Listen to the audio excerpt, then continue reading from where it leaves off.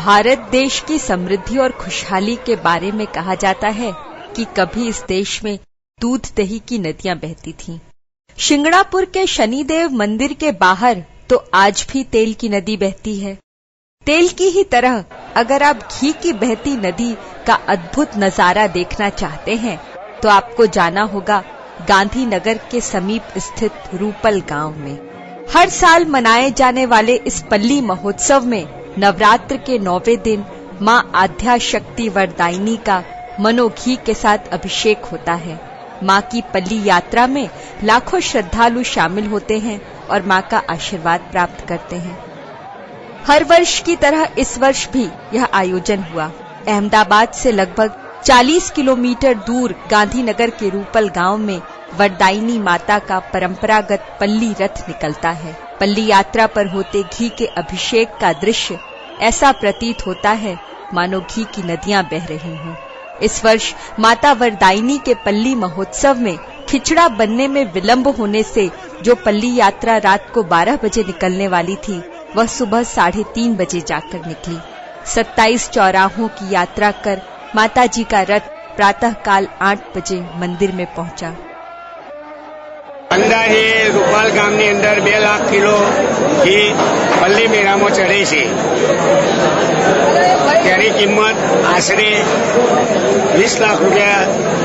प्राचीन काल में पांडवों के युग से पल्ली यात्रा का प्रारंभ हुआ और धीरे धीरे यह परंपरा बन गई। इस गांव के लोगों ने प्राचीन काल से चली आ रही इस परंपरा को आज भी जीवित रखा हुआ है।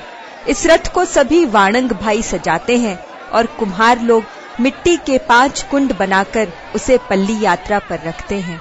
पिंजर लोग कपास तैयार करते हैं और माली इस पल्ली को फूलों के हार से सजाते हैं। इस तरह सबके सम्मिलित श्रम से यह रथ तैयार किया जाता है। हर साल माता की नई पल्ली बनाई जाती है। इस पल्ली के निर्माण में एक भी कील का प्रयोग नहीं होता। गांव के 27 चौराहों पर ट्रैक्टर ट्रॉली में घी भरकर रखा जाता है। पल्ली यात्रा के दौरान बाल्टी भर भर घी से माता का अभिषेक होता है। पिछले वर्ष 4.25 लाख किलो घी से माता का अभिषेक किया गया। स्थानीय लोगों का कहना है कि अभिषेक में प्रयुक्त घी की मात्रा दिनों दिन बढ़ती जा रही है। श्रद्धालु श्रीफल और घी से पल्ली यात्रा का अभिषेक करते हैं। परंपरा के अनुसार पल्ली यात्रा पर चढ़ने वाले घी का उपयोग सिर्फ वाल्मीकि समाज के लोग ही कर सकते हैं। पल्ली यात्रा में घी से अभिषेक होने के कारण वरदायिनी माता को ध्याति देवी के नाम से भी जाना जाता है। श्रद्धालुओं द्वारा चढ़ाए जाने वाले घी की नदी बहते बहते जब गांव के किनारे तक पहुंचती है तब परंपरा के अनुसार गांव का कचरा साफ करने वाले सोलंकी समाज के लोग उस घी को एकत्र करते हैं और फिर उसे घर ले जाकर उबाल कर शुद्ध करके बाजार में बेच देते हैं।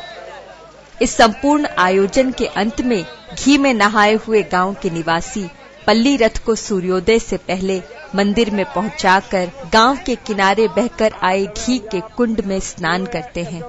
इस तरह यह जनसमूह स्नान कर एकता और अखंडता का प्रतीक बनता है।